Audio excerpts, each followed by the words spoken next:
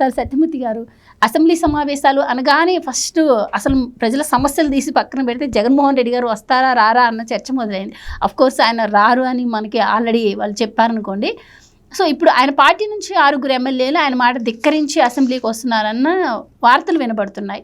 వాటిలో వాస్తవం ఎంత ఉందంటారు? ఇప్పుడు జగన్మోహన్ రెడ్డికి అతనికి ఏంటి అంటే ముఖ్యమంత్రి పదవి పోయిన తర్వాత అతనికి కొంచెం ఇబ్బంది ఉంది, మానసికంగా కొంచెం ఇబ్బంది పడుతూ ఉన్నాడు. అసెంబ్లీకి వచ్చి ఈ టైంలో ఏం మాట్లాడాలి? ఇప్పుడు ప్రజా సమస్యలు అవన్నీ మాట్లాడటం చేత కాదు. అసలు ప్రజలు ఏ సమస్యలు ఎదుర్కొంటున్నారో తెలియదు. ఎవరన్నా స్క్రిప్ట్ రాసి ఇవ్వాలి. చాలా మంది మీలాంటి వాళ్ళు ఏమనుకుంటున్నారంటే ఈయనకి ప్రతిపక్ష హోదా ఇస్తే గాని రాడు అని అది చెప్తూ ఉన్నారు. ప్రతిపక్ష హోదా వాటితోటి సంబంధం లేదు.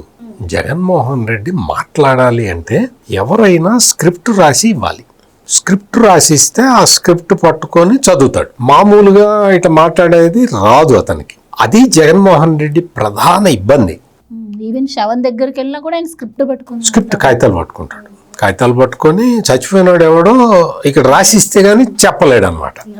అటువంటి పరిస్థితుల్లో ఉన్న జగన్మోహన్ రెడ్డికి అసెంబ్లీకి వచ్చాడు అనుకోండి, నిజంగా చెప్తున్నా కదా నేను, అతనికి ప్రతిపక్ష హోదా ఇచ్చిన అసెంబ్లీకి రాడు. స్క్రిప్ట్ ప్రతిపక్ష నాయకుడికి స్క్రిప్ట్స్ అలవాటు ఇది అవకాశం ఉండదు.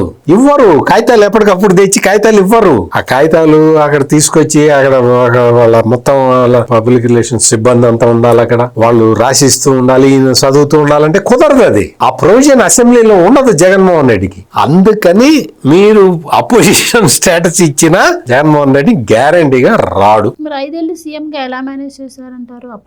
గా ఉన్నప్పుడు స్లిప్పులు వస్తాయి. సీఎం గా ఉన్నప్పుడు ఆఫీసర్స్ గ్యాలరీ పక్కనే ఉంటుంది. వాళ్ళు ఏంటంటే వాళ్ళకి డిస్కషన్ జరిగేటప్పుడే ఏ టాపిక్స్ వస్తూ ఉంటే ఆ టాపిక్ మీద ఆఫీసర్ రాసి ఇస్తుంటాడు. అది పెట్టుకొని చెప్పచ్చు. ఆ సౌకర్యం ఇప్పుడు ఉండదు. అందుకని నాకు అపోజిషన్ స్టేటస్ ఇస్తే వస్తా అని చెప్తూ ఉంటాడు. మరి ఈయనకి అపోజిషన్ స్టేటస్ ఇస్తే వస్తాడు. మిగిలిన 10 మందికి ఏమి ఇవ్వాలి? ఇంకో 10 మంది ఉన్నారు కదా ఈయనతో పాటు, ఇంకో 10 మంది ఎమ్మెల్యే. వాళ్ళకి ఏమి ఇవ్వాలి? వాళ్ళైతే ఎమ్మెల్యేలుగానే ఉండాలి కదా. ఈయనకి అపోజిషన్ స్టేటస్ ఇచ్చినా వాడైతే ఎమ్మెల్యేనే కదా. మరి వాళ్ళు ఇప్పుడు ఒక ఆలోచనలో పడ్డారు. ఇదేంది ఇతను సముద్రంలోకి వెళ్తూ మనల్ని కూడా పీక్కొని పోతున్నాడు అన్న ఆలోచనలో వాళ్ళు పడ్డట్టుగా ఒక వార్త అయితే ఖచ్చితంగా వినపడుతూ ఉన్నది. దాంతో ఏంటి అంటే అందులో ఒక 6 ఈసారి హౌస్కి రావాలి అనే ఒక నిర్ణయం తీసుకున్నారని మాత్రం అదొక వైసీపీలో పెద్ద టాక్ నడుస్తూ ఉన్నది. అంతకు ముందు అసెంబ్లీ సమావేశాలు జరిగేటప్పుడు ఈ వైసీపీకి సంబంధించిన 3 ఎమ్మెల్యేలు దొంగతనంగా వచ్చి సంతకం పెట్టి పోతుంటే స్పీకరు అయ్యన్న పాత్రుడు పట్టుకున్నాడు. ఎందుకంటే దొంగతనంగా వచ్చి సంతకాలు పెడతారు? మీరు సంతకాలు పెట్టి దొంగతనంగా వెళ్ళిపోతారు ఎందుకు? మీరు చక్కగా రండి, హౌస్లో కూర్చోండి, ఒక 1-2 గంటలు డిస్కషన్లో పార్టిసిపేట్ చేసి వెళ్ళండి అని క్లియర్ కట్గా స్పీకర్ చెప్పాడు. అందుకని దొంగతనంగా మనం సంతకం పెట్టడం ఎందుకు, మనం వెళ్ళి కూర్చుంటే పోతుంది కదా అన్న ఆలోచనలో దాదాపుగా 6 ఎమ్మెల్యేలు ఉన్నట్టుగా ఇప్పుడు వైఎస్ఆర్ కాంగ్రెస్ పార్టీలోనే డిస్కషన్ నడుస్తూ ఉన్నది. చూద్దాం, 18వ తారీఖు తేలుతుంది కదా ఎంతమంది వస్తారు ఏంటి అనేది.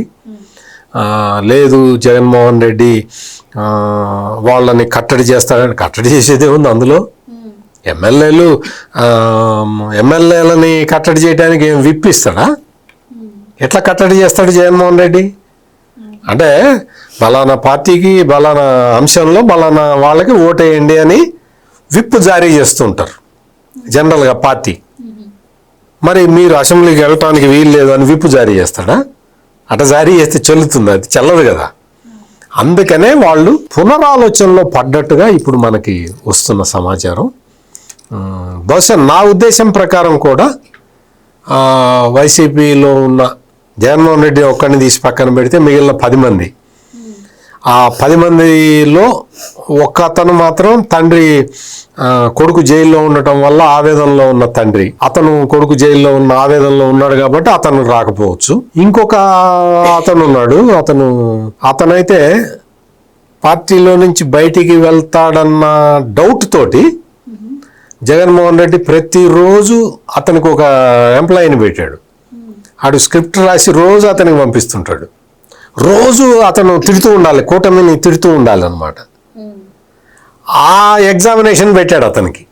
అందుకని వాళ్ళ ముగ్గురు తప్ప ఇంకా మిగిలిన వాళ్ళందరూ కూడా అసెంబ్లీకి వెళ్ళడమే బెటరు మనకి. ఈయనతో కలిసి కూర్చుంటే మనం మునిగిపోతాం అన్న నిర్ణయానికి వచ్చున్నారు. అందుకని చూడాలి ఏం జరుగుతుందో చూడాలి. Please subscribe to Leo news for more videos.